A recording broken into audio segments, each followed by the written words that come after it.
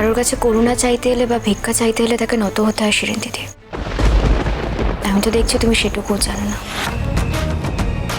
আজকে সুযোগ পেয়েছিস তাই না করতে? বলে না ঘুটে পড়ে গোবর হাসে, আজকে সুযোগ পেয়ে তুই আমার ওপর দিয়ে যাচ্ছিস। শিরিন দিদি কি জানো তো, এটাই তোমার সমস্যা।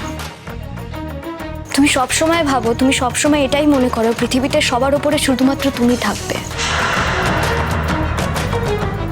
তুমি এই কথাটা বিশ্বাসই করতে পারো না, ভাবতেই পারো না যে তোমার উপরেও কেউ থাকতে পারে আর সমানে সমানেও মানুষ থাকতে পারে। শোনো শিরিন দিদি, আমার বিবেক যা বলবে আমি তাই করব, কিন্তু আমার মনে হয় না এবারে তাতে কোনো কাজ হবে। তুমি যে অন্যায়টা করেছো না, তার জন্য তোমার সত্যি শাস্তি হওয়া দরকার। আমি তো মনে মনে একবারের জন্য চাই না তোমাদের সংসারটা ভেঙে যাক, কোনোদিনও চাইনি, আজও চাই না।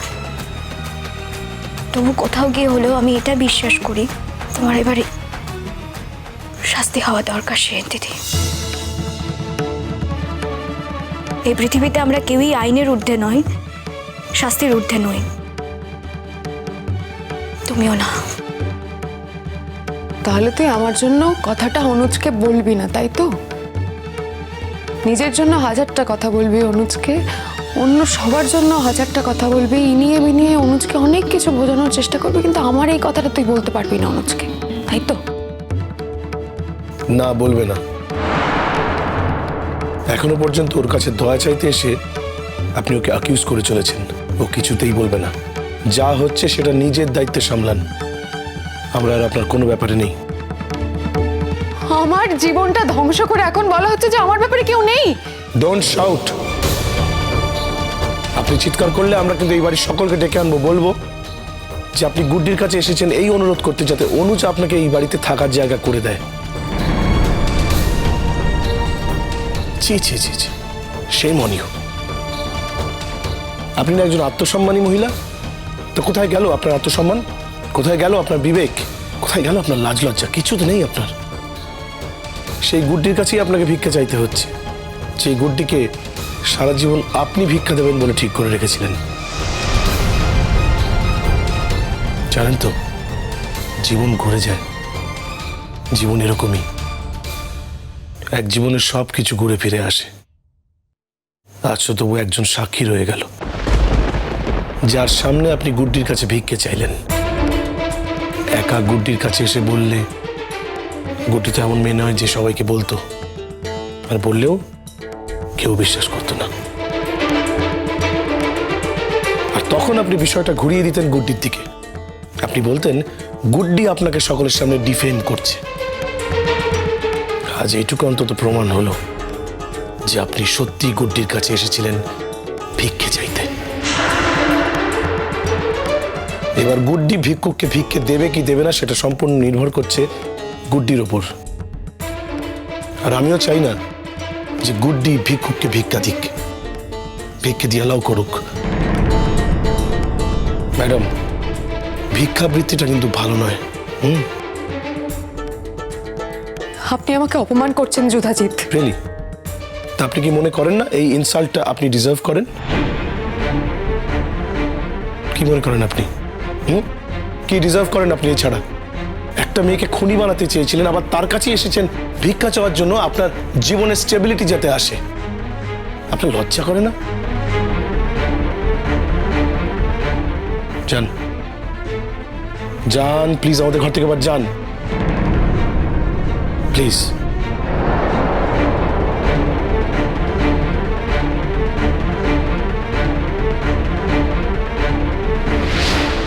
গুড্ডি,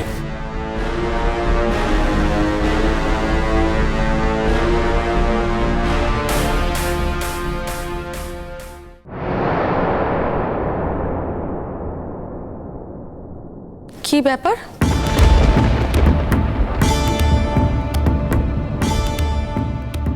কি ব্যাপার? কি ব্যাপার সেটা আপনার মেয়েকে জিজ্ঞেস করুন। আমি আপনার মেয়ের সঙ্গে থাকবো না।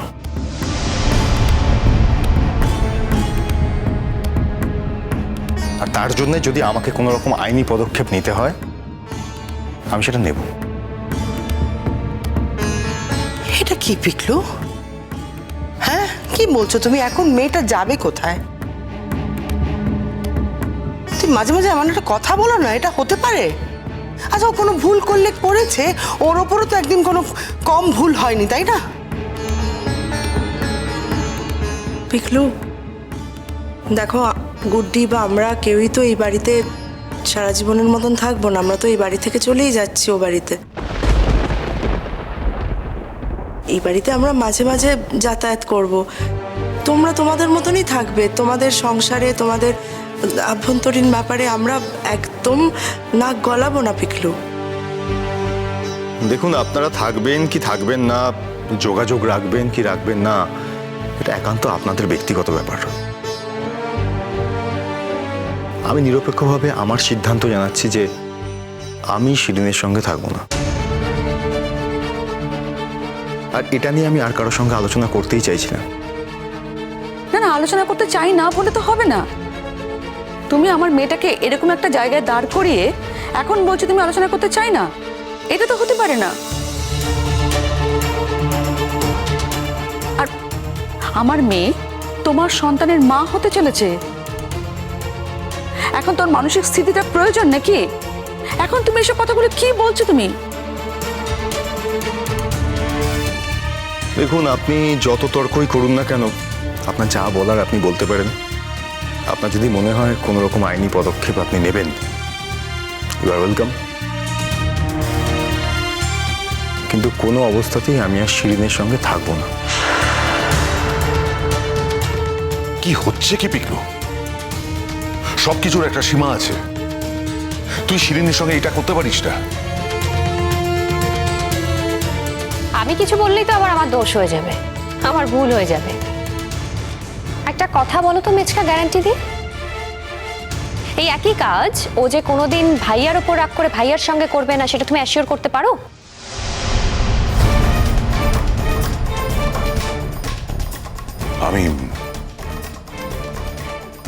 আমি জানি শিরিন যদি আজকে বাড়ি থেকে চলে যায় তাহলে তোমরা খুব খুশি হবে, তাই তো? আমাদের খুশি হওয়ার কি আছে? আমাদের সাথে, আমার সাথে শিরিনের কি সম্পর্ক? সম্পর্ক তো অবশ্যই আছে মিঠিদি। তোমার বেবি হয়নি, আমার বেবি হচ্ছে, এটাই তো সব থেকে বড় সম্পর্ক। তুমি তো এটা মেনেই নিতে পারছো না। এখনো তুমি হুল ফোটাবে, তাই তো শিরিন? এখনো আমার দুর্বল জায়গায় ঘা দিয়ে তুমি আমাকে কষ্ট দেওয়ার চেষ্টা করছো। কিন্তু একটা কথা মনে রেখো শিরিন, তোমার কথায় আমি কষ্ট পাই না। শুধু আমি কেন, এই বাড়ির কেউ তোমার কথায় কষ্ট পায় না, কারণ সবাই তোমাকে চিনে গেছে। কি চিনে গেছে আমাকে? আমি তোমাদের কার সঙ্গে কি করেছি মিঠিদি? আজকে করনি, কালকে করবে। তুমি তো গুড্ডির সঙ্গে করেছো। আমার একটা কথা বলার ছিল। গুড্ডি, দেখো, তোমার যদি আমার সঙ্গে কোনো কথা থাকে তাহলে আমি বলবো তোমার সঙ্গে আমার কোনো কথা নেই। অন্তত এই ব্যাপারটায় তো নেই। আপনার সঙ্গে তো আমার আগেও কথা হয়েছে স্যারজি। আপনি এই অবস্থায় একটা মেয়েকে বাড়ি থেকে বের করে দেবেন না, এটা অধর্ম হয় স্যারজি। আর আমি আপনাকে রিকোয়েস্ট করছি, আপনি দয়া করে শিরিন দিদিকে আরেকবার সুযোগ দিন।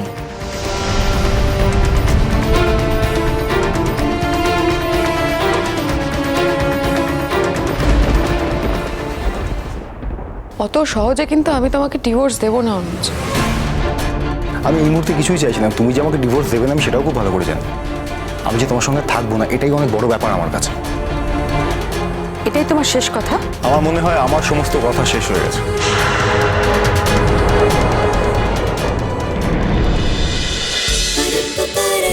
गुड्डी गुड्डी